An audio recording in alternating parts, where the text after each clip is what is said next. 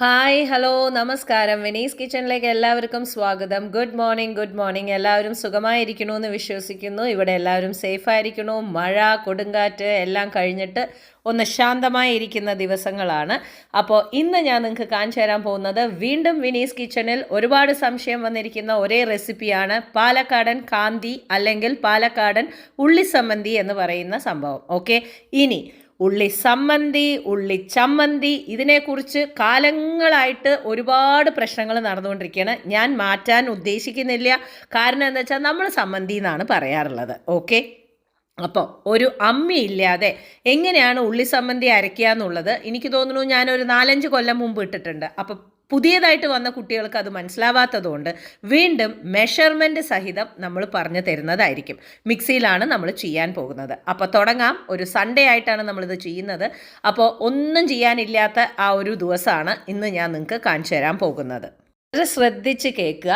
ഇപ്പോൾ ഞാൻ എടുത്തിരിക്കുന്നത് ഒരു ഹാഫ് ഓണിയൻ, ഓക്കെ, ആൻഡ് ഒരു മീഡിയം സൈസ് ഓണിയൻ. 1.5 ഉള്ളിക്കാണ് കാണിച്ചു തരാൻ പോകുന്നത്. അതിൻ്റെ മുകളിലത്തെ ഞെട്ട് കംപ്ലീറ്റ് ആയിട്ട് കളയണം. 1 അവർ ഉള്ളി ഫ്രിഡ്ജിൽ വെച്ചിരിക്കണം. നല്ല തണുത്ത ഉള്ളി ആയിരിക്കണം. ഇതൊക്കെയാണ് ആ കയ്പ്പ് വരുന്നതിൻ്റെ കാരണം. ഓക്കെ, അപ്പോൾ അതിനെ മിക്സിയിൽ ഇതുപോലെ ആക്കിയിടുക. ഇനി നമ്മൾ ചെയ്യുന്നത് കാശ്മീരി മുളക് പൊടിയാണ്.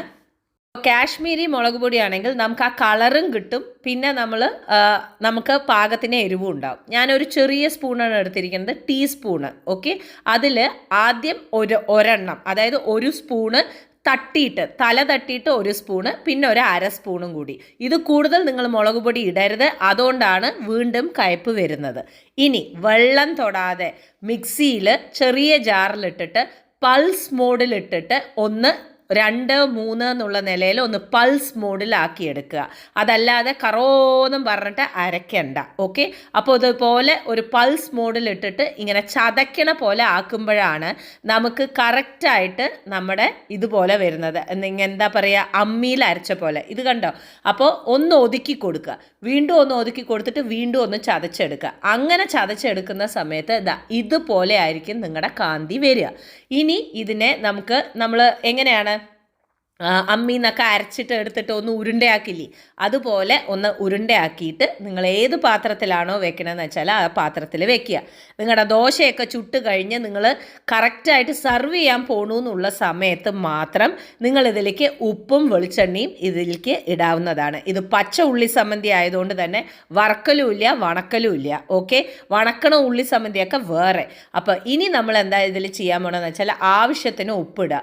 ഈ ഉപ്പിൻ്റെ കണക്ക് ഞാൻ പറയുന്നില്ല, എന്ന് വെച്ചാൽ ഓരോരുത്തർക്കും ഓരോ രീതിയാണ്. അതുകൊണ്ട് ഉപ്പ് നിങ്ങൾ ആവശ്യത്തിന് ഇട്ടോളൂ. ഇനി നമ്മൾ വെളിച്ചെണ്ണയാണ് ഒഴിച്ചു കൊടുക്കുന്നത്.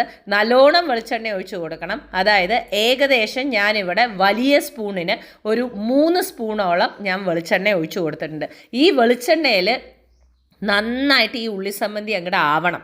ഓക്കെ, അത് നന്നായിട്ട് പെരട്ടിയ പോലെ അതിലേക്ക് അങ്ങോട്ട് പിടിക്കണം ഈ വെളിച്ചെണ്ണ അങ്ങോട്ട് പിടിച്ചാൽ മാത്രമേ നമ്മുടെ പോലെ ആ അരച്ച പോലെയുള്ള എന്താണ് പറയുക, അമ്മിയിൽ അരച്ച പോലെയുള്ള ആ സ്വാദ് വരുള്ളൂ.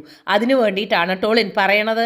അപ്പോൾ അതുപോലെ അങ്ങോട്ട് ചെയ്യുക, ഒരു കയ്പും വരില്ല. ഇങ്ങനെ അങ്ങോട്ട് സെർവ് ചെയ്ത് കഴിഞ്ഞിട്ടുണ്ടെങ്കിൽ നല്ല അടിപൊളിയായിട്ടുള്ള പാലക്കാടൻ കാന്തി റെഡി ആയിരിക്കുകയാണ്. ഇനി ഞാൻ നിങ്ങൾക്ക് ഒരു സംഭവം കാണിച്ചു തരാം. ഇനി ഞാൻ എന്താ ചെയ്യാൻ പോകണമെന്ന് വെച്ചാൽ നമ്മൾ എന്താണ് പറയുക, റാഗി ഇല്ലേ, നമ്മുടെ കോറ, അതുകൊണ്ട് നമ്മളൊരു എഗ്ഗ് ദോശയാണ് ഉണ്ടാക്കാൻ പോകുന്നത്. സാധാരണ ദോശ ഉണ്ടാക്കുന്നുണ്ട്, എഗ്ഗ് ദോശ ഉണ്ടാക്കുന്നുണ്ട്. അപ്പോൾ ദോശക്കല്ല് ഓൾറെഡി പ്രിപ്പയർ ചെയ്യുക. എന്നതിന് ശേഷം നമ്മൾ അരച്ച് വെച്ചിട്ടുള്ള നമ്മുടെ കോറ ദോശ. അപ്പോൾ കോറ ദോശ എങ്ങനെ അരക്കണമെന്ന് വെച്ചാൽ 2 ഗ്ലാസ് കോറ, അതായത് റാഗി, അതിന് 1/2 കപ്പ് എന്താണ് പറയുക പച്ചരി, അതേമാതിരി തന്നെ 1/2 കപ്പ് ഉഴുന്ന്. ഓക്കെ, ഇതും കൂട്ടിയിട്ടാണ് നമ്മൾ ദോശ ഉണ്ടാക്കുന്നത്. എന്നിട്ട് നല്ല പോലെ ദോശ ഒന്ന് നന്നായിട്ട് അങ്ങോട്ട് പരത്തിയെടുക്കുക. ഇതിൽ നിങ്ങൾ മുട്ടദോശ ഉണ്ടാക്കി നോക്കൂ, കുട്ടികൾക്കൊക്കെ എന്തായാലും ഇഷ്ടമാവും. അതൊരു വ്യത്യാസമായിട്ടുള്ളൊരു ടേസ്റ്റാണ്. എന്താ വെച്ചാൽ പൊതുവേ റാഗി ദോശയൊക്കെ ഉണ്ടാക്കുമ്പോൾ ഒരൊറ്റ മനുഷ്യനും ഇഷ്ടമല്ല. എന്താ അത്, ഒരു വികാരേ ഇല്ല എന്ന് പറയുന്ന ഒരു ടൈപ്പാണ്. അതല്ലാതെ ഇതുപോലെ നിങ്ങളൊരു മുട്ടദോശയൊക്കെ ഉണ്ടാക്കി കൊടുക്കുകയാണെന്നുണ്ടെന്നുണ്ടെങ്കിൽ എന്തായാലും ഇഷ്ടം. ഇനി നിങ്ങൾ എക്സ്ക്ലൂസീവായിട്ടൊരു ഡയറ്റ് ആണെന്നുണ്ടെന്നുണ്ടെങ്കിൽ നിങ്ങൾക്ക് റാഗി ഉഴുന്ന് മാത്രം ഇട്ടിട്ട് നിങ്ങൾക്ക് ഉണ്ടാക്കി കൊടുക്കാം. ഞാനിവിടെ ഒഴിക്കുന്നത് എന്താണ് പറയുക, നല്ലെണ്ണയാണ്. അതുകൊണ്ട് ഇത്തിരി നല്ലോണം ഒഴിച്ചാലും വിരോധമില്ല. ഓക്കെ, ഇത് നന്നായിട്ട് ആവുന്ന സമയത്ത് എൻ്റെ അടുത്തുള്ളത് ഞാൻ 2 മുട്ടയാണ് എടുത്തിരിക്കണത്. എന്താ വെച്ചാൽ ആ മുട്ടയുടെ വലിപ്പം വളരെ ചെറുതായിരുന്നു. അതുകൊണ്ട് ഞാൻ മുട്ട 2 എണ്ണമാണ് എടുത്തിരിക്കുന്നത്. ഇൻ കേസ് മുട്ടയുടെ തൊണ്ടോ മറ്റോ അതിലേക്ക് വീഴുകയാണെങ്കിൽ മുട്ടയുടെ തൊണ്ടുകൊണ്ട് തന്നെ ആ തൊണ്ടിനെ എടുക്കാൻ നോക്കുക. അതിനൊരു അട്രാക്ഷൻ പവർ ഉണ്ട്. അതുകൊണ്ട് ആ തൊണ്ട് എളുപ്പം വരും. അല്ലാണ്ട് കയ്യോ അല്ലെങ്കിൽ സ്പൂണോ ഇട്ട് കഴിഞ്ഞിട്ടുണ്ടെങ്കിൽ നിങ്ങൾക്കത് വഴുക്കി പോകുന്ന പോലെ തോന്നും. ഇനി ആ മുട്ട നല്ലപോലെ ഒന്ന് പരത്തി കൊടുക്കുക. ഇത് സാധാരണ ദോശയിൽ നിങ്ങൾക്ക് ചെയ്യാവുന്നതാണ്. ഞാൻ റാഗിയിൽ നിങ്ങൾക്ക് കാണിക്കണമെന്ന് മാത്രം. ഓക്കെ, 2 മുട്ട എടുക്കുന്നു, നല്ലപോലെ ദോശയിൽ പരത്തി കൊടുക്കണു. നല്ല പോലെ എന്ന് പറഞ്ഞു കഴിഞ്ഞാൽ ഒരു കോർണറോ ഇല്ലെങ്കിൽ ഒരു സ്പേസോ ഇല്ലാതെ തന്നെ നല്ല പോലെ ഒന്ന് പരട്ടി കൊടുക്കണം. അങ്ങനെ സ്പ്രെഡ് ചെയ്ത് കൊടുക്കണം. എത്ര നിങ്ങൾ ടൈം എടുത്ത് സ്പ്രെഡ് ചെയ്യണോ അത്രത്തോളം നിങ്ങളുടെ മുട്ടദോശ ടേസ്റ്റി ആയിരിക്കും. അപ്പോൾ അങ്ങനെ ഒഴിക്കുക അങ്ങനെ അടയ്ക്കുക എന്നുള്ളത് അല്ലാതെ നല്ല പോലെ ഒന്ന് സ്പ്രെഡ് ചെയ്ത് കൊടുക്കുക. ഇതിൽ നമ്മൾ കൂടുതലായിട്ട് ഒന്നും തന്നെ ഇടുന്നില്ല, ഉപ്പും കുരുമുളകും മാത്രമേ ഇടുന്നുള്ളൂ. എന്താ കാര്യം എന്ന് വെച്ചാൽ നമ്മൾ ഒപ്പിക്കഴിക്കുക എന്ന് പറയുന്നത് കാന്തിയല്ലേ, അപ്പോൾ അത് നല്ല എരിവുണ്ട്. അപ്പോൾ ഇതിൻ്റെ ഉള്ളിലും എരിവുണ്ട് എന്നുണ്ടെങ്കിൽ നന്നായിരിക്കില്ല. ഇപ്പോൾ ഇതിപ്പോൾ ഞാൻ ആവശ്യത്തിന് ഉപ്പിട്ടു, അത് കഴിഞ്ഞതിന് ശേഷം നല്ലപോലെ ഒന്ന് പെപ്പർ ഇട്ട് കൊടുക്കുക. അപ്പോൾ നിങ്ങളുടെ കുട്ടികൾക്ക് എങ്ങനെയാണോ പെപ്പറിൻ്റെ ഇത് ആവശ്യം അതുപോലെ നിങ്ങൾക്ക് പെപ്പർ ഇട്ട് കൊടുക്കാവുന്നതാണ്. ഇനി നമുക്കിതിനെ ഒന്ന് മറിച്ചിടാം. നല്ല ക്രിസ്പി ആയിട്ടുള്ള ദോശയായിട്ട് വരിക. നല്ല ക്രിസ്പി ആയിരിക്കും നമ്മുടെ റാഗി ദോശ. ഇതുപോലെ അങ്ങോട്ട് നിങ്ങളുടെ റാഗി ദോശ മറിച്ചിടാം. സാധാരണ ദോശയാണെങ്കിൽ സാധാരണ രീതിയിൽ മറിച്ചിടുക. ഇനി ഒരു 2 സെക്കൻഡ് കൊടുത്താൽ മതി. എല്ലാവിടെയും കറക്റ്റായിട്ട് നമ്മുടെ മുട്ട വരണ പോലെയുള്ള മുട്ട റാഗി ദോശ റെഡി ആയിരിക്കണം. പ്ലേറ്റിലേക്ക് അങ്ങോട്ട് വെക്കുക. ഇനി നമുക്ക് സാധാരണ റാഗി ദോശ ഉണ്ടാക്കാം. അതും ക്രിസ്പി ആയിട്ട് വരും. ഓക്കെ, അപ്പോൾ സാധാരണ റാഗി അതേമാതിരി തന്നെ നമ്മൾ പരത്തുന്നു, എന്നിട്ട് ഉണ്ടാക്കുന്നു. ഇതിൽ തന്നെ കുറച്ച് കട്ടി, അതായത് ആദ്യത്തെ 3 ദിവസം ഞാൻ ഇഡ്ഡലി ഉണ്ടാക്കും, അവസാനത്തെ 2 ദിവസം ഞാൻ ദോശ ഉണ്ടാക്കും. ഇതാണ് എൻ്റെ ഒരു പതിവ്. ആദ്യത്തെ 3 ദിവസം മാവിന് നല്ല കട്ടി ഉണ്ടാവും ആൻഡ് ആ ഫെർമെൻറ്റേഷൻ കറക്റ്റ് ആയിരിക്കും. അപ്പോൾ നമുക്ക് ഇഡ്ഡലി ഉണ്ടാക്കാനും വലിയ ബുദ്ധിമുട്ടില്ല. പിന്നെ ഇഡ്ഡലിയുടെ ഫാനൊന്നും അല്ല ഇവിടെ ആരും, ദോശയുടെ ഫാൻ തന്നെയാണ്. പക്ഷെ എന്നാലും ഞാൻ റാഗി ഇഡ്ഡലി എന്തായാലും കൊടുക്കും. പിന്നെ എനിക്ക് നല്ലെണ്ണയുടെ മണം ഭയങ്കര ഇഷ്ടമാണ്. നിങ്ങൾക്ക് എന്ത് വേണമെങ്കിൽ യൂസ് ചെയ്യാം. നല്ലെണ്ണ ആരോഗ്യത്തിന് വളരെ നല്ലതാണ്. അതുകൊണ്ട് തന്നെ ഞാൻ നല്ലെണ്ണയാണ് യൂസ് ചെയ്യണത്. ഇനി ഞാൻ മറിച്ചിടുന്നു. ഞാൻ നിങ്ങൾക്ക് എത്ര ക്രിസ്പി ആൻഡ് തിന്നായിട്ടാണ് ദോശ വരുന്നതെന്ന് ഞാൻ നിങ്ങൾക്ക് കാണിച്ചു തരാം. ഓക്കെ, എടുത്ത് നോക്കുകയാണെന്നുണ്ടെങ്കിൽ ഇങ്ങനെ ഒരു നല്ല ക്രിസ്പി ആയിട്ടുള്ള തിന്നായിട്ടുള്ള ഒരു ദോശയായിട്ടാണ് നിങ്ങൾക്ക് കിട്ടുക. അപ്പോൾ യെസ്, നമ്മുടെ റാഗി ദോശയും റെഡി. കൂട്ടുകാരെ, കുറേ ദിവസമായില്ലേ നിങ്ങളുടെ മുമ്പിൽ വന്നിട്ട്. ഒന്നും ചെയ്യാനില്ലാത്ത ദിവസങ്ങളിൽ ഇങ്ങനെയൊക്കെയാണ്. ഒന്നും നേരത്തെ കൂട്ടിയിട്ടൊന്നും ചെയ്യാനില്ലാതെ വളരെ വൈകി എണീച്ച് അങ്ങനെ ഒരു ഞായറാഴ്ചയാണ്. അപ്പോൾ നമ്മുടെ കോറ കൊണ്ടുള്ള ദോശ നല്ല മൊരുമൊരാന്ന്. ഓക്കെ, ഉള്ളി സമ്മന്തി, നമ്മുടെ സ്വന്തം പാലക്കാടൻ കാന്തി വരും. ഇതിലേക്ക് അങ്ങോട്ട് മുക്കിയിട്ട്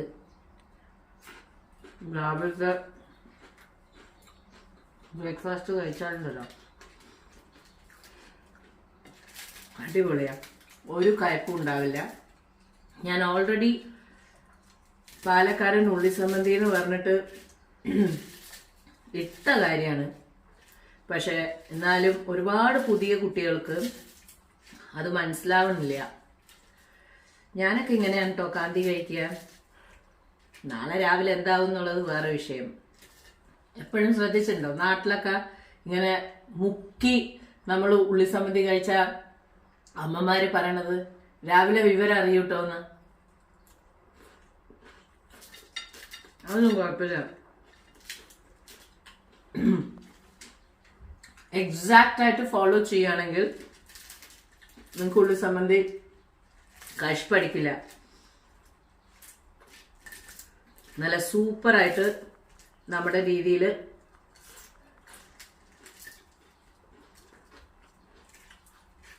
അമ്മിയില്ലാതെ തന്നെ വരച്ചെടുക്കാം. സാധാരണ ദോശയാണെങ്കിൽ ഞാൻ ഇത്തിരി നെയ്യ് എടുക്കും.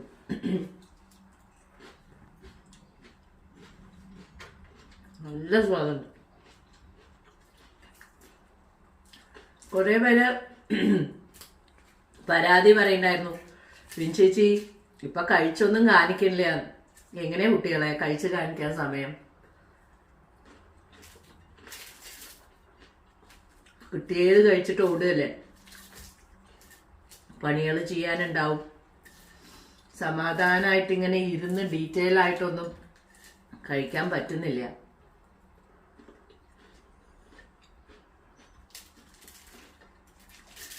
അടിപൊളി. നിങ്ങളും അപ്പം ഉണ്ടാക്കി നോക്കൂ, എന്തായാലും ഇഷ്ടമാവും.